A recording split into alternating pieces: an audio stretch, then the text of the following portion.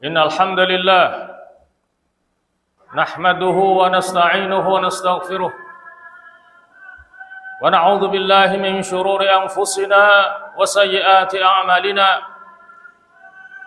من يهده الله فلا مضل له ومن يضلل فلا هادي له أشهد أن لا إله إلا الله وحده لا شريك له وأشهد أن محمدا عبده ورسوله أرسله بالحق بشيرا بين يدي الساعة من يطع الله تعالى ورسوله فقد رشد ومن يعصهما فإنه لا يضر إلا نفسه ولا يضر الله تعالى شيئا اللهم صل وسلم وبارك على محمد وعلى آل محمد أما بعد فيا عباد الله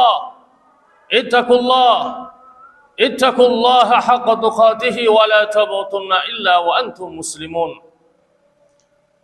Ma'asyiral muslimin, jamaah salat Jumat rahimakumullah, marilah kita senantiasa berusaha untuk meningkatkan kualitas keimanan dan ketakwaan kita kepada Allah dengan melaksanakan perintah-perintahnya, meninggalkan larang-larangannya guna menggapai kebahagiaan hidup dunia sampai akhirat nanti. Ma'asyiral muslimin rahimakumullah, tema yang akan kita angkat ke permukaan pada kesempatan khutbah kali ini adalah beberapa sifat orang-orang bertakwa calon penghuni surga. Dan untuk membahas tema ini, kita akan merujuk kepada firman Allah Subhanahu wa taala dalam surah Ali Imran ayat 133 sampai 136. Ma'asyiral muslimin rahimakumullah, pada ayat yang ke-133 Allah Subhanahu wa taala berfirman, A'udzu billahi minasyaitonir rajim, wasari'u ila maghfiratin min rabbikum wa jannatin 'arduha as-samawati wal ard u'iddat lil muttaqin. Melalui ayat ini Allah Subhanahu wa taala menyeru kepada kita semuanya agar bersegera melakukan kebaikan-kebaikan, melakukan amal ibadah yang sebanyak-banyaknya, yang pada akhirnya akan menghantarkan kita mendapatkan ampunan dari Allah Subhanahu wa taala dan memudahkan kita masuk ke dalam surganya yang luasnya seluas langit dan bumi, yang dipersiapkan untuk orang-orang yang bertakwa kepada Allah Subhanahu wa taala. Kemudian pada ayat yang ke-134 Allah menyebutkan 3 dari 4 sifat-sifat orang bertakwa calon penghuni surga, di mana Allah berfirman, alladzina yunfiquna fis sarra'i wal dharra'i wal kadhimina al ghaidha wal 'afina 'anil nas wallahu yuhibbul muhsinin. Yang berarti bahwa sifat pertama orang bertakwa calon penghuni surga adalah mereka-mereka yang menginfakkan hartanya baik dalam keadaan lapang maupun dalam keadaan sempit. Artinya infaknya tidak pernah berhenti dalam 2 keadaan yang berbeda itu, meskipun dengan kadar dan jumlah yang berbeda antara 2 keadaan yang berbeda itu.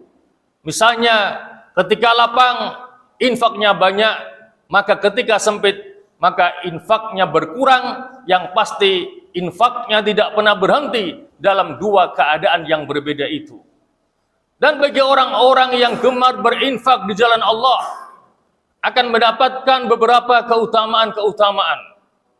Di antara yang pertama adalah bahwa apa yang kita infakkan akan diketahui oleh Allah Subhanahu wa taala. Ini sesuai dengan firman-Nya, "Wa ma anfaqtum min khairin fa innallaha bihi alim." Yang artinya, dan apa saja yang kamu infakkan dari kebaikan, maka sesungguhnya Allah pasti akan mengetahuinya.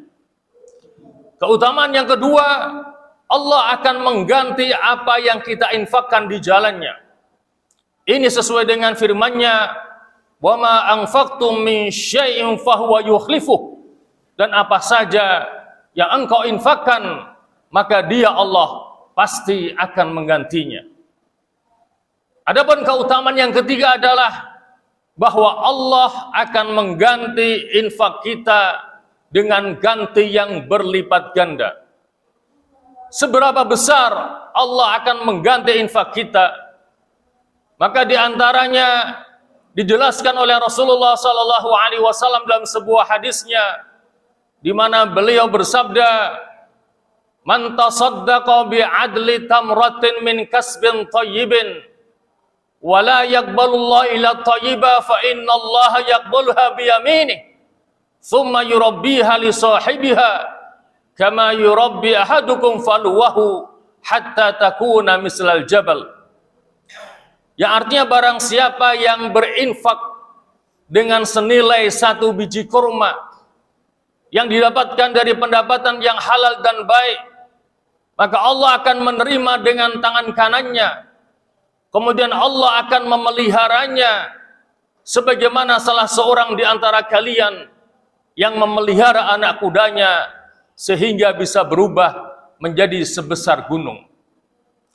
Adapun keutamaan infak yang keempat adalah bahwa dengan infak itu akan bisa menjauhkan kita dari sengatan api neraka, sebagaimana sabda Rasulullah sallallahu alaihi wasallam, "Ittaqun nara walau bisyikki tamratin."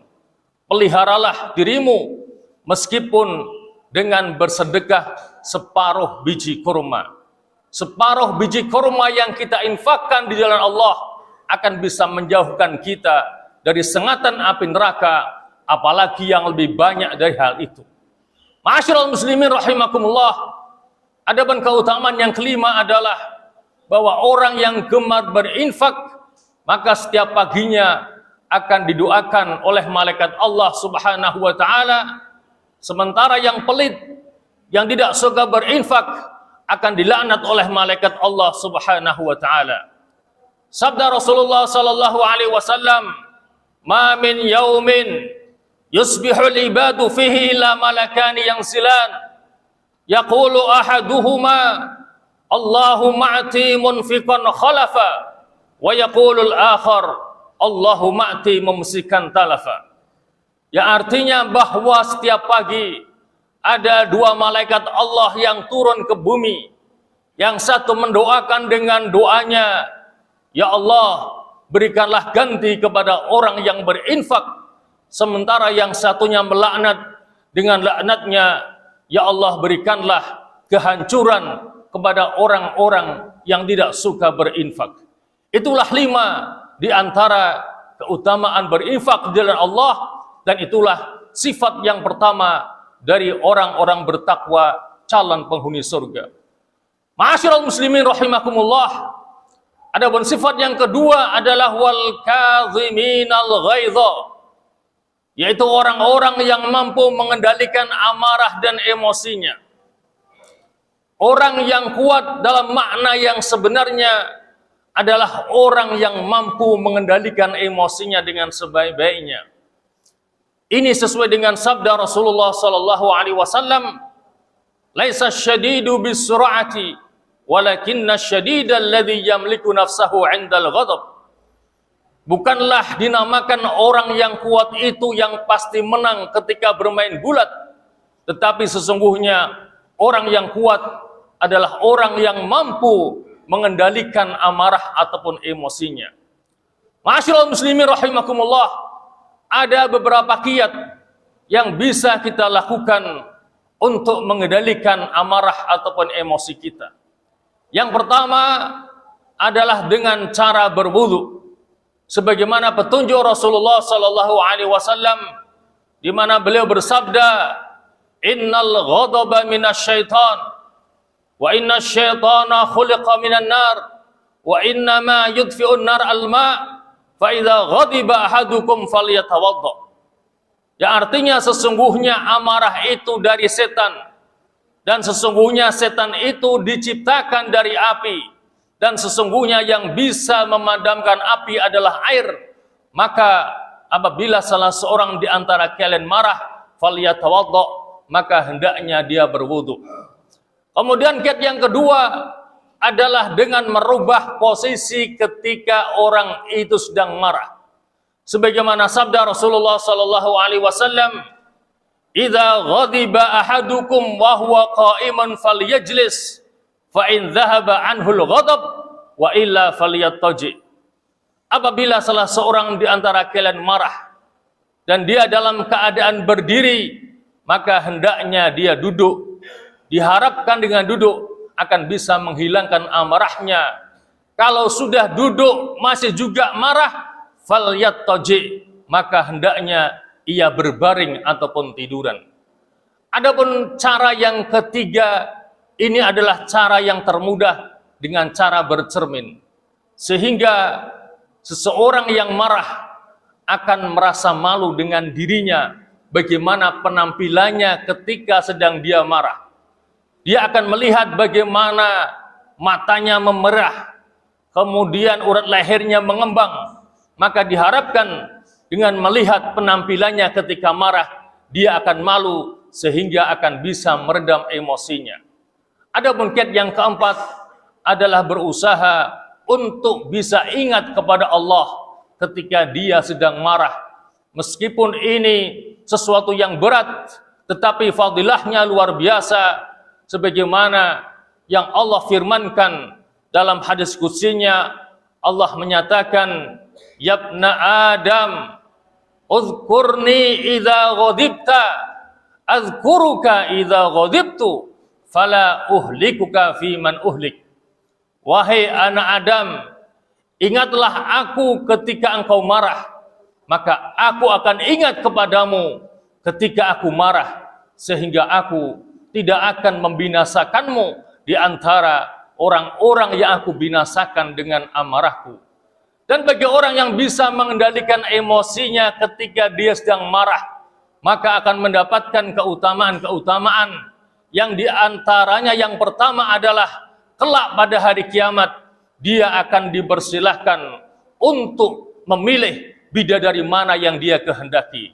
Sesuai dengan sabda Rasulullah sallallahu alaihi wasallam, "Man kadhama ghaidhan wa huwa qadirun ala an yunfidhahu, da'ahu Allahu ala ru'usil khalaiki hatta yukhayyirahu min ayil huri sya'a."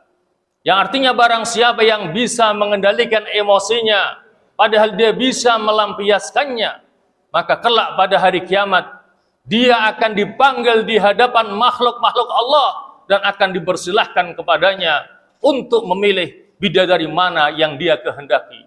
Kemudian yang kedua, Allah akan memenuhi hatinya dengan keamanan dan keimanan. Sebagaimana sabda Rasulullah sallallahu alaihi wasallam, "Man kadhama ghaidhan wa huwa qadirun ala an yunfidhahu, mala Allahu jawfahu amnan wa imanan."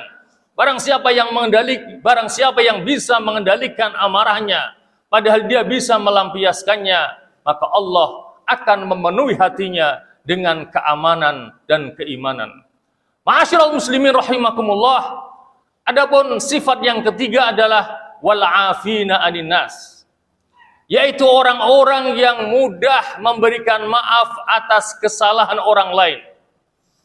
Bagi orang-orang yang mudah memberikan maaf atas kesalahan orang lain, dijanjikan beberapa keutamaan-keutamaan. Di antaranya yang pertama adalah Allah akan menambah kemuliaan kepadanya. Sebagaimana sabda Rasulullah sallallahu alaihi wasallam, "Salasun uqsimu alaihinna ma naqasa malun min sadaqah wa ma zadallahu 'abdan bi 'afwin illa 'izzan wa man tawadha'a lillah rafa'ahu Allah." Yang berarti tiga hal aku bersumpah atas ketiganya. Yang pertama, tidak akan berkurang harta yang disedekahkan. Yang kedua, Allah tidak akan menambah kepada seorang hamba yang mau memaafkan illa izzan, kecuali hanya kemuliaan. Dan yang ketiga, wa man tawadha'a lillah rafa'ahu Allah, dan barang siapa yang tawadhu, rendah hatinya, maka Allah akan angkat derajatnya. Artinya yang sombong akan dihancurkan oleh Allah Subhanahu wa taala.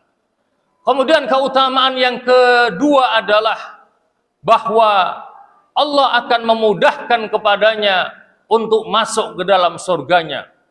Disebutkan dalam sebuah hadis Rasulullah sallallahu alaihi wasallam yang sumbernya dari sahabat Abdullah bin Abbas. Rasulullah sallallahu alaihi wasallam bersabda, "Idza kana yaumal qiyamah nada munadin ainal afuna 'anil nas halumu ila rabbikum wa khudhu ujurakum wa haqqun 'ala kulli imri'in muslim idza 'afa an yadkhulal jannah." Yang artinya kelak pada hari kiamat akan ada seruan yang menyeru, di manakah orang-orang yang semasa hidupnya mudah memberikan maaf atas kesalahan orang lain.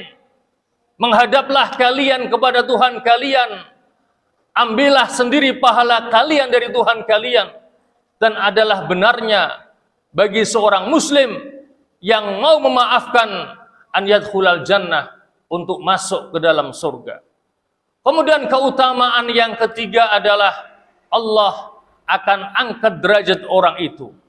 Ini sesuai dengan sabda Rasulullah sallallahu alaihi wasallam dalam sebuah hadisnya yang sumbernya dari sahabat Ubay bin Ka'ab, di mana Rasulullah bersabda, "Man sarrahu an yushrafa lahul bunyan wa turfa lahu darajat falyafu amman zalamahu wa yu'ti man harramahu wa yasilu man qata'ahu." Yang berarti barang siapa yang ingin ditambah kemuliaannya oleh Allah dan ingin diangkat derajatnya, maka yang pertama adalah falyafu amman zalamahu. Hendaknya dia bisa memaafkan kepada orang yang telah menzaliminya. Yang kedua, wa yu'ti man harramahu, mau memberi kepada orang yang tidak mau memberi kepada dirinya. Dan yang ketiga, wa yasilu man qata'ahu, mau menyambung tali silaturahim justru kepada orang yang memutus hubungan dengan dirinya. Itulah tiga keutamaan yang akan didapatkan oleh orang-orang yang mudah memberikan maaf atas kesalahan orang lain. Kemudian Allah menutup ayat ini dengan menyatakan wallahu yuhibbul muhsinin, dan Allah cinta kepada orang-orang yang berbuat kebajikan. Ma'asyiral muslimin rahimakumullah. Adapun sifat yang keempat, maka Allah sebutkan pada ayat yang ke-135, yaitu walladzina idza fa'alu fahishatan aw zalamu anfusahum dzakarullaha fastaghfaru lidzunubihim wa man yaghfiru dzunuba illallah wa lam yusirru ala ma fa'alu wa hum ya'lamun. Sifat yang keempat dari orang-orang bertakwa calon penghuni surga adalah orang-orang yang apabila melakukan fahisyah, melakukan perbuatan yang keji, atau menganiaya diri mereka sendiri dengan perbuatan maksiat dan dosa, maka mereka segera ingat kepada Allah, lalu minta ampun kepada Allah Subhanahu wa ta'ala. Yakinlah bahwa sebesar apapun dosa seorang hamba, selama dosa itu berkaitan dengan hak Allah dan dia tidak menyekutukan Allah, maka yakinlah Allah pasti akan mengampuni dosa dan kesalahan-kesalahannya. Dalam sebuah hadisnya, Rasulullah sallallahu alaihi wasallam menceritakan, "Inna rajulan adznaba dzamban faqala Rabbi inni aznabtu dzamban faghfirhu li." Rasulullah menceritakan ada seseorang yang membuat pengakuan di hadapan Allah dengan mengatakan, "Wahai Tuhanku, sesungguhnya aku telah berbuat dosa, maka ampunilah dosaku itu." Maka pengakuannya dijawab oleh Allah Subhanahu wa ta'ala dengan mengatakan, "Alima abdi anna lahu rabban yaghfiru dzamba wa ya'khudhu bihi qad ghafartu li abdi." Hambaku sadar kalau dia punya Tuhan yang bisa mengampuni dosa dan dia mau minta ampun kepadaku, maka aku ampuni dosa hambaku itu. Tsumma amila dzamban akhar. Kemudian orang itu berbuat dosa yang lain lagi. Kemudian dia kembali membuat pengakuan dan kembali dijawab oleh Allah Subhanahu wa ta'ala sampai berulang sebanyak 4 kali. Akan tetapi pada kali yang keempat, jawaban Allah agak berbeda atas pengakuan orang itu. Allah mengatakan, alima abdi anna lahu rabban yaghfiru dzamba wa ya'khudhu bihi ushidukum anni qad ghafartu li abdi falyamal ma syaa. Untungnya hambaku masih sadar kalau dia punya Tuhan yang bisa mengampuni dosa dan dia mau minta ampun kepadaku, maka saksikan oleh kalian semuanya bahwa sesungguhnya aku telah mengampuni dosa hambaku itu dan aku persilahkan dia untuk berbuat sesuka hatinya. Masalahnya adalah masalah ajal dan kematian. Yang ditakutkan seseorang berbuat maksiat dan dosa, dia belum sempat taubat, belum sempat minta ampun kepada Allah, kemudian ajal menjemputnya. Itu yang paling kita takutkan. Tetapi yakinlah, selama hamba itu menyadari akan dosa dan kesalahannya, kemudian dia tidak menyekutukan Allah, lalu dia minta ampun kepada Allah, yakinlah Allah pasti akan mengampuni dosa dan kesalahan-kesalahannya. Dan itu Allah tegaskan dalam sebuah hadis qudsinya. Allah menyatakan, ya ibna Adam, lau ataitani biqurabil ardi khataya thumma laqitani la tusyriku bi syai'an la ataituka biha maghfiratan. Kata Allah, wahai anak Adam, jika kelak engkau datang kepadaku dengan membawa dosa sepenuh bumi, dalam keadaan engkau tidak menyekutukan aku, maka aku berikan kepadamu ampunan seluas bumi pula. Inilah yang menunjukkan betapa luasnya maghfirah dan rahmat dari Allah Subhanahu wa taala. Maka janganlah kita pernah berputus asa dari rahmat dan ampunan Allah Subhanahu wa taala. Terkait dengan ayat ke-135 surat Ali Imran ini, ketika diturunkan, maka iblis menangis. Mengapa iblis menangis? Karena iblis merasa usahanya sia-sia. Bagaimana iblis dengan bala tentaranya sudah berusaha payah membuat manusia berbuat maksiat dan dosa, kemudian dia minta ampun, maka dengan mudahnya Allah mengampuni dosa dan kesalahan-kesalahannya.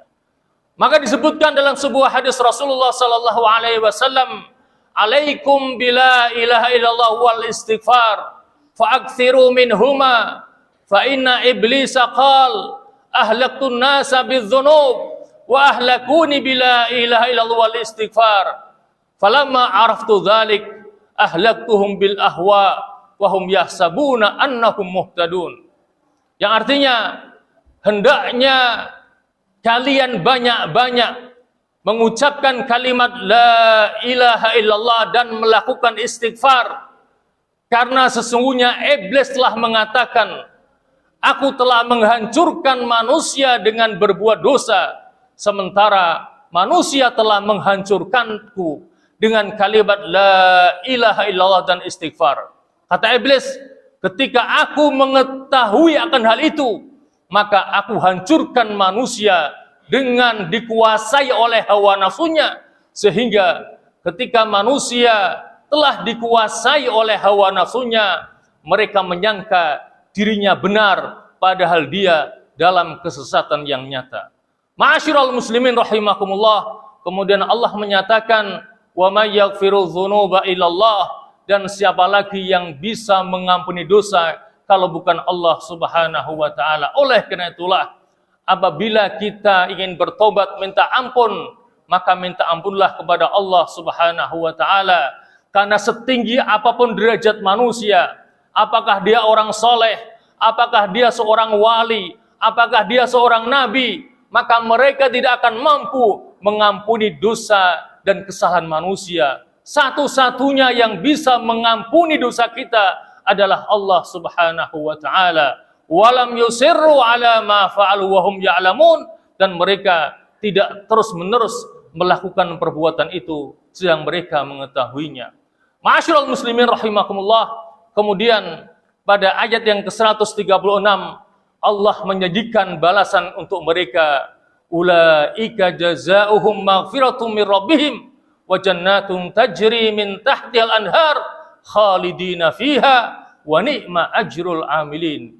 Balasan mereka itu adalah ampunan dari Tuhan mereka dan surga yang di bawahnya mengalir sungai-sungai, mereka kekal abadi di dalamnya untuk selama-lamanya. Wa ni'ma ajrul amilin, dan surga itu adalah sebaik-baik balasan bagi orang-orang yang mau beramal. Ma'asyiral muslimin rahimakumullah, itulah 4 dari sekian banyak sifat orang-orang bertakwa, calon penghuni surga. Akhirnya kita mohon kepada Allah, semoga Allah memberikan kepada kita kemampuan untuk bisa memahaminya dan kekuatan untuk bisa mengamalkannya dengan sebaik-baiknya. Semoga kita termasuk di antara calon dan penghuni surga Allah Subhanahu wa taala. Amin amin ya mujibas sa'ilin. Aqulu qali hadza wa astaghfirullahal azim li wa lakum wa lisairil muslimin wal muslimat wal mu'minin wal mu'minat fastaghfiruh innahu huwal ghafurur rahim.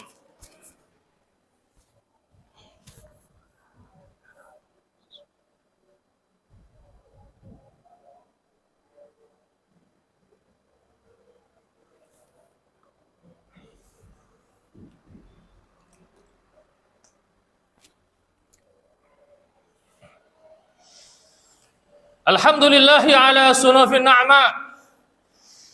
Ahmadullah subhanahu wa ta'ala wa ashkuruhu ala jazilil ata. Wa ashhadu an la ilaha illallah wahdahu la sharika lah. Syahadatan adakhiruha li yaumil liqa. Wa ashhadu anna Muhammadan abduhu wa rasuluhu asfal asfiya. Wa ala alihi wa sahbihi al-kurama. Amma ba'd fa ya ibadallah. Ittaqullaha al-malik ad-dayyan. تدخلوا برحمته فسيح الجنان ثم اعلموا أن الله تبارك وتعالى صلى على نبيه قديما وأمركم بذلك إرشادا لنا وتعليما فقال تعالى ولم يزل قائلا عليما إن الله وملائكته يصلون على النبي يا أيها الذين آمنوا صلوا عليه وسلموا تسليما اللهم صل على محمد وعلى آل محمد كما صليت على إبراهيم وعلى آل إبراهيم وبارك على محمد وعلى آل محمد كما باركت على إبراهيم وعلى آل إبراهيم في العالمين إنك حميد مجيد اللهم اغفر للمسلمين والمسلمات والمؤمنين والمؤمنات الأحياء منهم والأموات إنك سميع قريب مجيب الدعوة يا رب العالمين اللهم أصلح من في صلاحه صلاح الإسلام والمسلمين وأهلك من في هلاكه صلاح الإسلام والمسلمين اللهم اجعل بلدتنا هذه وسائر بلاد المسلمين بلدة آمنة مطمئنة محمية رخية عز الإسلام والمسلمون فيها وعلت كلمتك فيها برحمتك يا أرحم الراحمين اللهم انصر الإسلام والمسلمين وأعز الإسلام والمسلمين وأعلي كلمتك إلى يوم الدين ربنا آتنا في الدنيا حسنة وفي الآخرة حسنة وقنا عذاب النار وادخلنا الجنة مع الأبرار يا عزيز يا غفار يا رب العالمين اللهم هذا الدعاء ومنك الإجابة يا سميع الدعاء يا ذا المن والعطاء وصلى الله على محمد وآله وصحبه وسلم والحمد لله رب العالمين وأقم الصلاة